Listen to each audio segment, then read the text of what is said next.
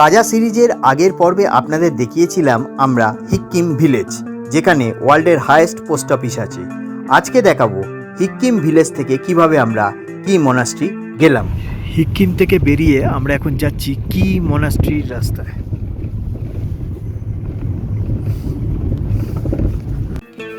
কি মনাস্ট্রি হিমাচল প্রদেশের স্পিতি উপত্যকায় সবচেয়ে বড় এবং প্রাচীনতম বৌদ্ধ মঠ হচ্ছে কি মনাস্ট্রি। এই মনাস্ট্রিটি সমুদ্রপৃষ্ঠ থেকে 13,500 ফুট উচ্চতায় অবস্থিত। মনে করা হয় যে 11 শতাব্দীতে অর্থাৎ প্রায় 1000 বছর আগে এই মনাস্ট্রিটি প্রতিষ্ঠিত হয়েছিল। তিব্বতী বৌদ্ধ ধর্মের গেলুগপা শাখায় এটি একটি প্রধান শিক্ষাকেন্দ্র।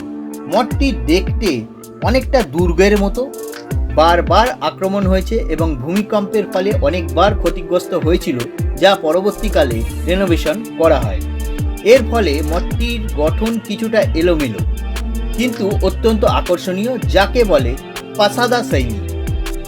মঠের ভেতরে প্রচুর চিত্রকর্ম আছে এবং দুর্লভ পাণ্ডুলিপি, বাদ্যযন্ত্র এবং গৌতম বুদ্ধের বিভিন্ন মূর্তি রয়েছে। প্রাচীন যে মঠ, সেই মঠে ছবি তোলা বারণ।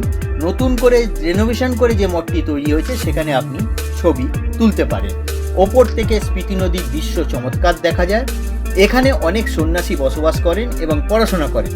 পর্যটকরা এখানে বসে ধ্যান করতে পারেন, তবে মঠের শান্ত পরিবেশ যেন কোনোভাবে বিঘ্নিত না হয় এটা আপনারা খেয়াল রাখবেন।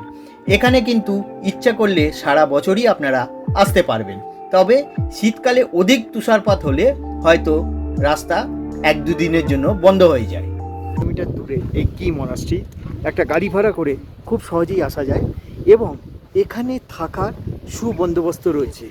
এই হচ্ছে কি মনাস্ট্রি, এটা হচ্ছে নতুন মনাস্ট্রি। এই হচ্ছে নতুন মনাস্ট্রি, আর তার পাশেই এই যে ঢুকছে এটা হচ্ছে পুরনো মনাস্ট্রি। इसके अंदर फोटो ले सकते हैं ना? এটা নতুন, এটা পুরানো। আচ্ছা,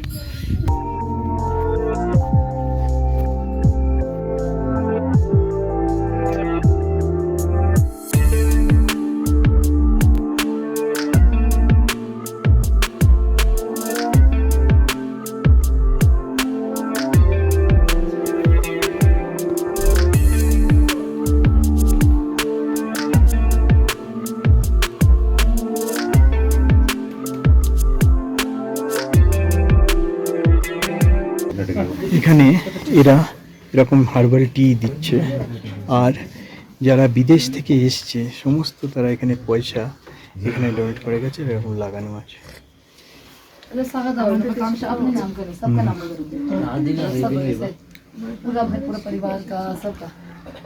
আর এখানে এরকম ছত্তু দেওয়া আছে প্রসাদ হিসেবে।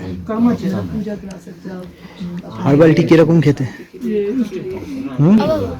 কেমন খেতে? ঠিক আছে। ওপরে এইগুলো দেখছেন, এগুলো সব সোনার, এই যে সোনার।